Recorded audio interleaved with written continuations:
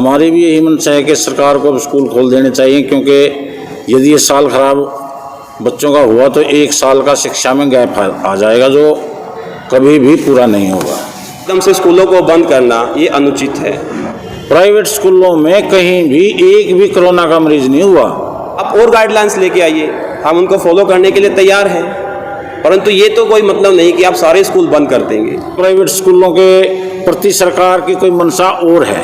यदि 11 तारीख से स्कूल ओपन नहीं हुए तो स्टेट लेवल पर धरने प्रदर्शन शुरू होंगे। जब मजदूर कोरोना काल में काम के लिए नहीं गया, उनके खातों में भी 1000 500 रुपये डाले। क्या प्राइवेट स्कूल के टीचर यहाँ इंडिया के रहने वाले नहीं है, भारतीय नागरिक नहीं है? सरकार अधिक से अधिक ये कहती है कि हम सब रोजगार बनाएंगे, उल्टा ही सरकार ने हमें बेरोजगार बना दिया।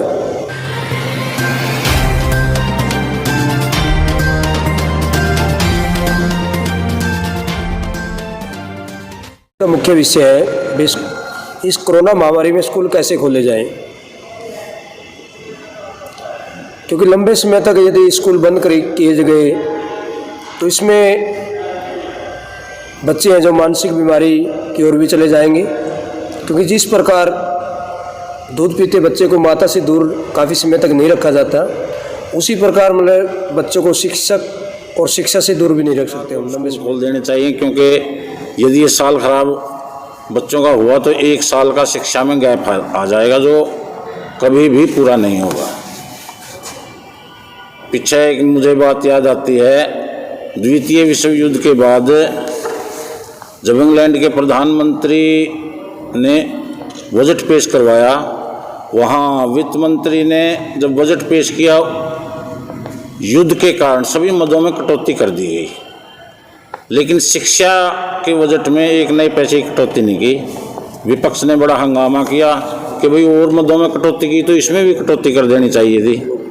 तब स्वयं प्रधानमंत्री ने उठकर ये बात कही थी कि महल टूट गए, सड़कें टूट गई, पुल टूट गई, ये तो हम बनवा लेंगे। शिक्षा यदि छूट गई, शिक्षा में यदि गैप आ गया तो ये खामियाजा वर्षों वर्षों तक नहीं हमारा पूरा होगा।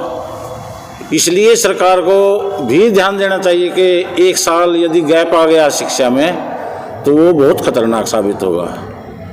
और बहुत हमने पहले भी मांग की, स्टेट लेवल पे मांग की, डिस्ट्रिक्ट लेवल पे मांग की। अब भी हम जब इन्होंने 10 दिन की छुट्टियां की, सभी विधायकों से मिले, हमने डाउट क्लियर करने के लिए क्लासेज लगवाने की बात कही, भी डाउट क्लियर करने के लिए या बच्चों को आने दें ताकि थोड़ा थोड़ा काम करवाया जा सके। लेकिन सरकार तक पता नहीं वो पहुंची है नहीं पहुंची। हमने सभी विधायक थे जितने पूरे 90 के 90 विधायकों को ज्ञापन दिए, डीसी साहब से मिले डिस्ट्रिक्ट वाइज, तो वो बातें गई हैं। कल भी शिक्षा मंत्री से मिले थे हमारे राष्ट्रीय, उन्होंने भी आश्वासन दिया कि चलो 11 तारीख से हम विचार कर रहे हैं। तो हमारा सरकार से यही निवेदन है कि स्कूलों को खोले ताकि हजारों लाखों शिक्षक हैं, लाखों बच्चे हैं, तो उनका बच्चों का भविष्य खराब ना हो। शिक्षक की जो रोजी रोटी इन पिछले 9-10 महीने में वेतन की वजह से खराब हुई है, उनका भी खामियाजा पूरा हो। क्योंकि सरकार ने 2 महीने स्कूल खोले, प्राइवेट स्कूलों में कहीं भी एक भी कोरोना का मरीज नहीं हुआ,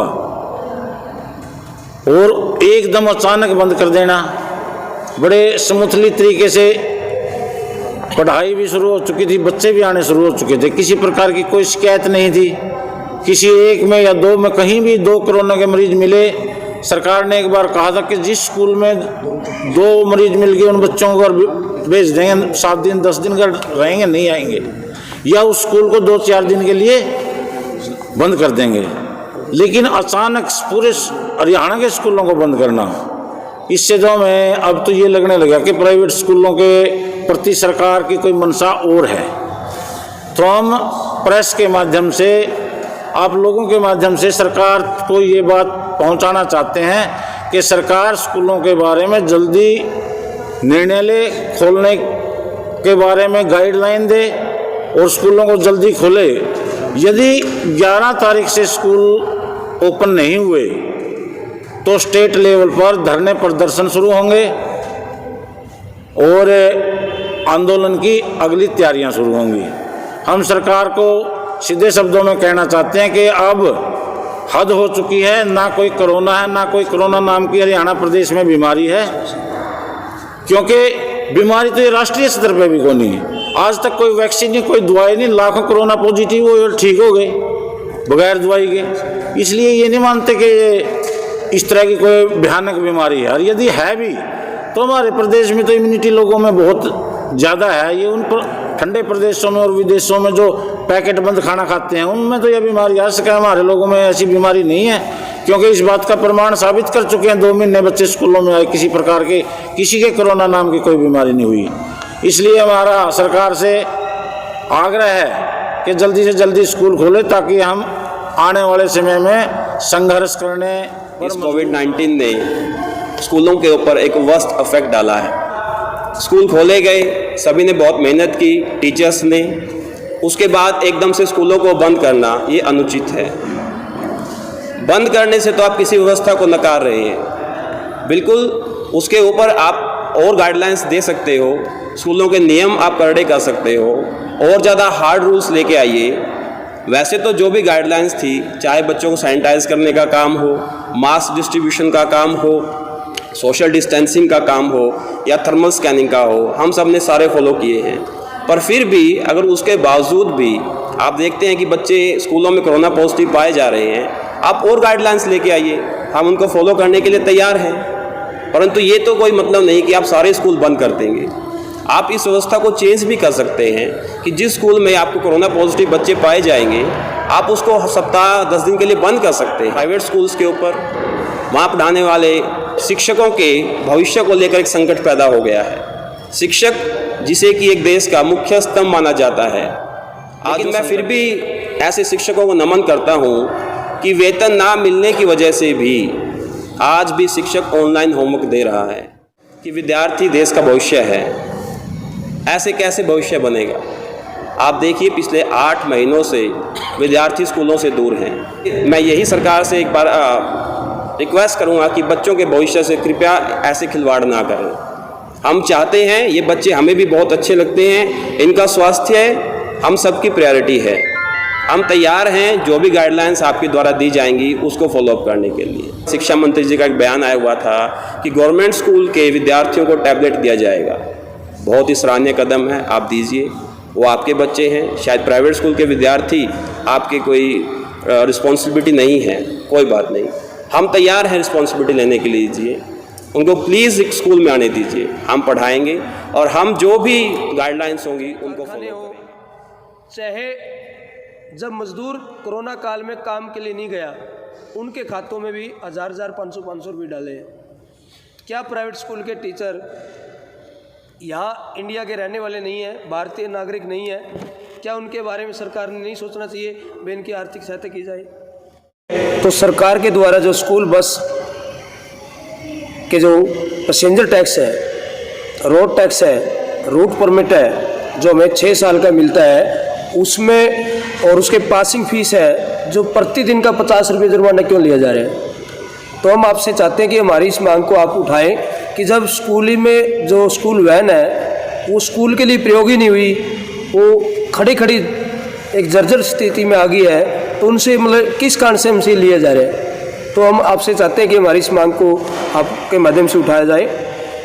दूसरा हमारा एजेंडा, सरकार अधिक से अधिक ये कहती है कि हम सब रोजगार बनाएंगे, और जो हमने छोटे छोटे कस्बे और शहर गली मोहल्ले में मैनेजमेंट के द्वारा स्कूलों का संचालन करके या कुछ साथियों ने मिलकर अपने छोटे छोटे स्वरोजगार बनाया था, उल्टा ही सरकार ने हमें बेरोजगार बना दिया, उल्टा ही हमें इस कोरोना की आड़ में बेरोजगार बना दिया। तो हम चाहते हैं कि इस स्वरोजगार का सरकार अर्थ क्या निकालना चाहती है, तो हमें स्पष्ट करें सरकार। तो बच्चों को सुबह तैयार करके भेजा, माता पिता ने टिफ़िन दिया साथ में, जब जन्म देने वाले ही तैयार है तो सरकार को क्या प्रॉब्लम है इससे?